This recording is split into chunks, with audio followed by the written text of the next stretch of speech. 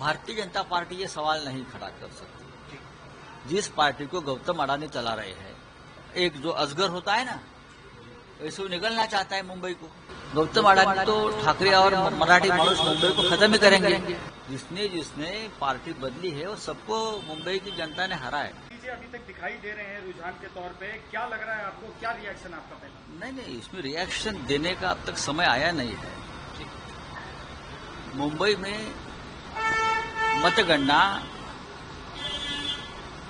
जिस तरह से शुरू है, पूरे निर्णय नतीजे आने के लिए रात के 12 बजेंगे, रात को 12 बजे। जो आंकड़े सामने आ रहे हैं वो झूठे हैं। अभी भी लगभग 100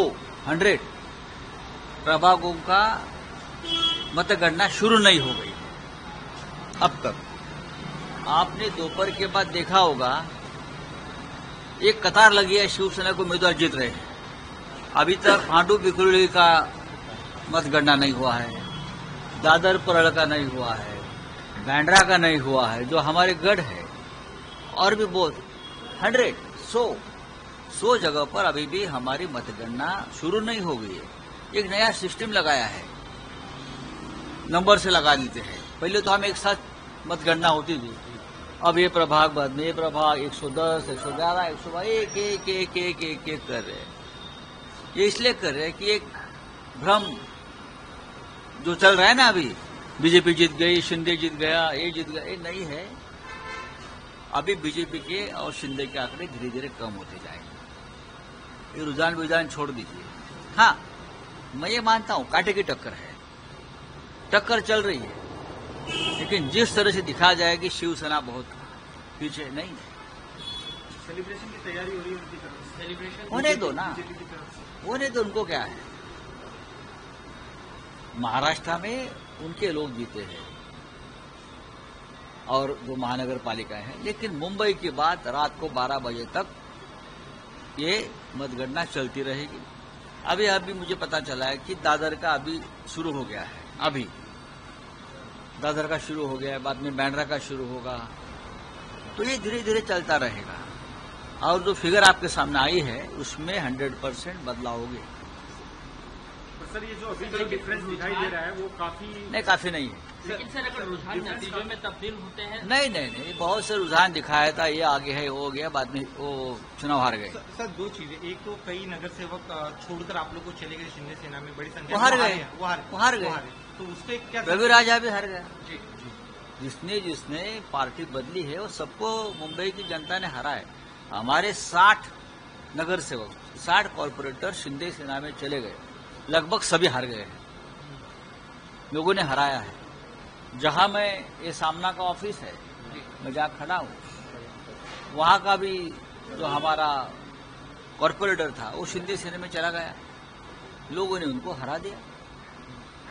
तो ये बात छोड़ दीजिए, जो जिसने पार्टी छोड़ी है उस सबको मराठी जनता ने हराया है, लोगों ने हराया। कांटे की टक्कर की आपसे बात कही, मैं मानता हूं कि टक्कर चल रही है। सर, ये कांटा कौन से आंकड़े पर जाकर रुकेगा आपको लगा? नहीं, लगता है कि शायद बराबरी में भी रुकेगा।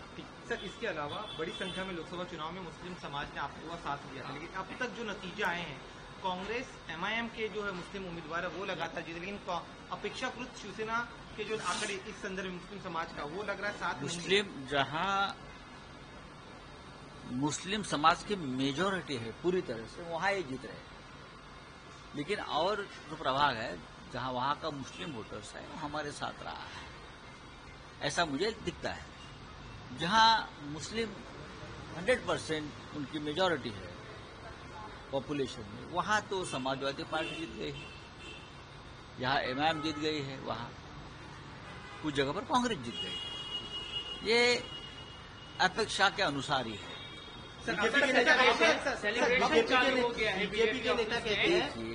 बीजेपी का सेलिब्रेशन कब शुरू होगा, कब रुकेगा, ये उनको पता है।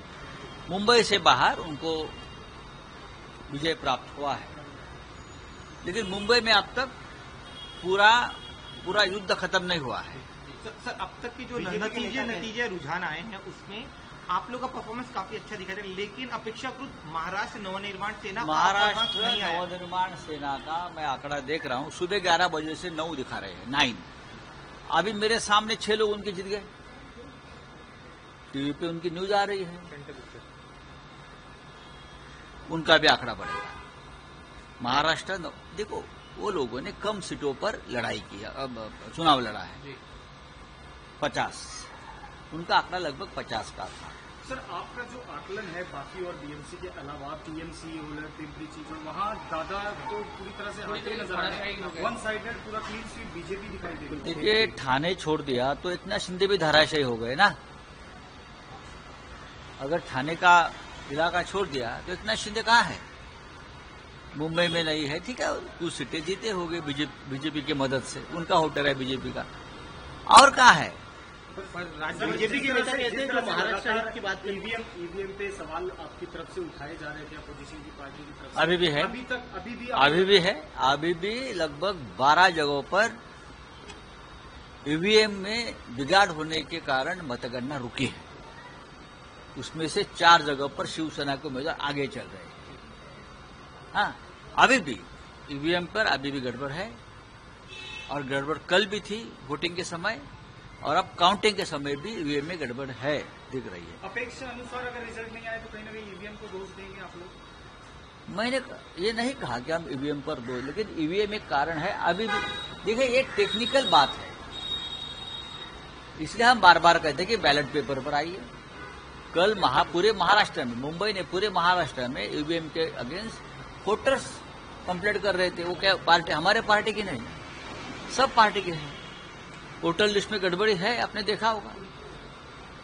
और आज भी इतने जगह पर अगर हमारी मतगणना रुकी है तो ईवीएम की वजह से रुकी है। उसका मतलब ये पूरा क्लियर नहीं है मामला। सर, एक बीजेपी के नेता कहते हैं जो महाराष्ट्र हित की बात करेगा वही मुंबई और जो हिंदू हित की बात करेगा, हिंदू हित की बात करेगा, और बीजेपी के नेता इस तरीके का मैंने बीजेपी के जो नेता है वो अगर ट्रम्प का चुनाव होगा या फ्रांस का चुनाव होगा तो भी इस प्रकार से बात करेंगे। हाँ, ये जो है ये लोकल बॉडीज का चुनाव है, ये पानी है, एजुकेशन है, गटर है, उस मामले में बात होनी चाहिए। जिस तरह से मुंबई को एक उद्योगपति खा रहा है, हमारी जमीन, उसके ऊपर बात होनी चाहिए।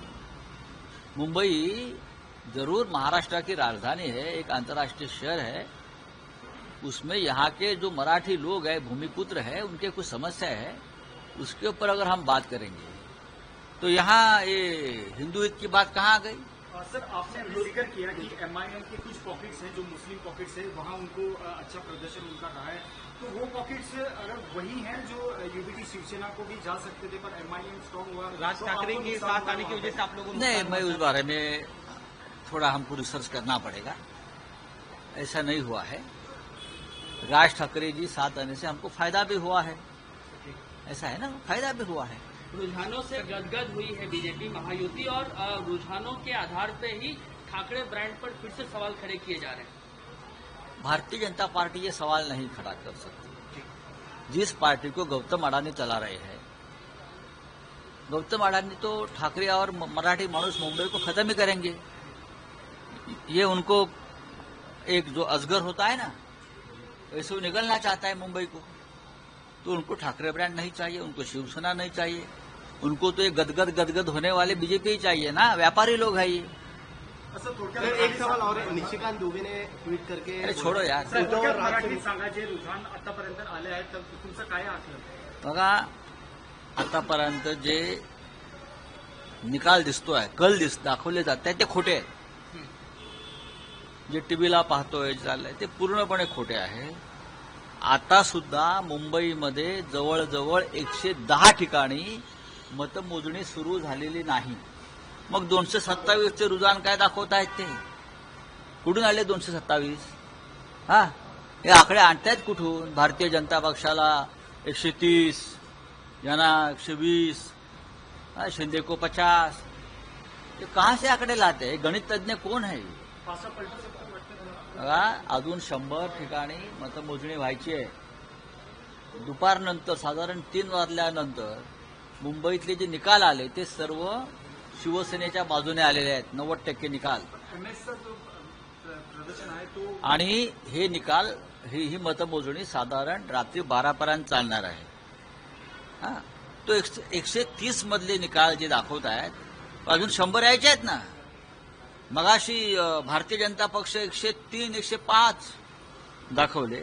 आता जेव्हा शिवसेनेचे निकाल शिवसेनेच्या बाजूने यायला लागले तेव्हा 90 पर्यंत आले, शिंदे 24 पर्यंत आले.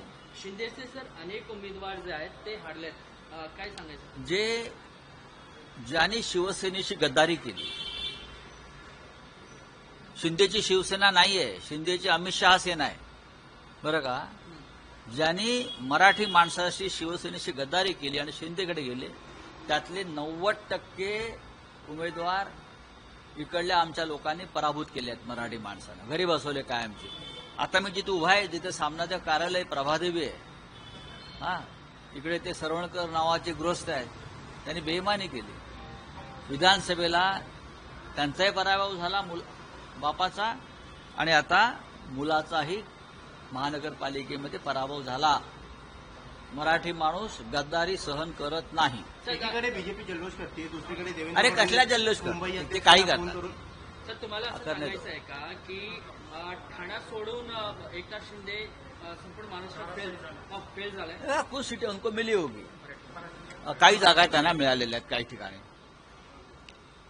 आमच्याकडे जर सत्ता असती महाराष्ट्राची तर आम्ही जिंकलो असतो ना.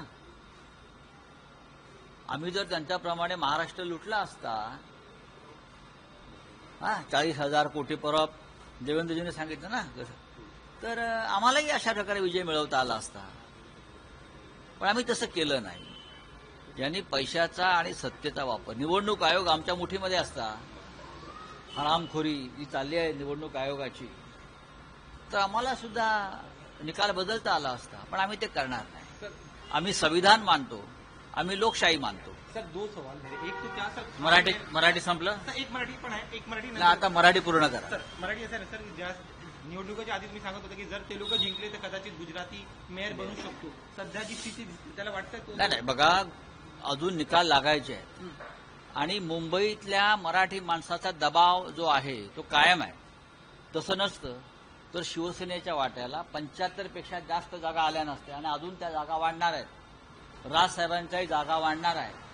आम्ही सुद्धा 90च्या पुढे जाताना मला दिसतंय. हा एवढा मोठा फोर्स मराठी माणसाचा जेव्हा महानगरपालिकेत जाईल तेव्हा कोणाच्या बापाला शक्य नाही इथे अमराठी महापौर करणं. सभागृह जागेवर राहणार नाही ते. सर इसके अलावा जो खान मेयर का पत्ता उनकी तरफ से चला गया था, आपको लग रहा है बड़ा फैक्टर बना हिंदू नहीं अजिबात नहीं, अजिबात नहीं, अजिबात नहीं. ये हिंदू मुसलमान एक भी चुनाव हिंदू मुसलमान शिवाय ते लड़ू शकत नहीं.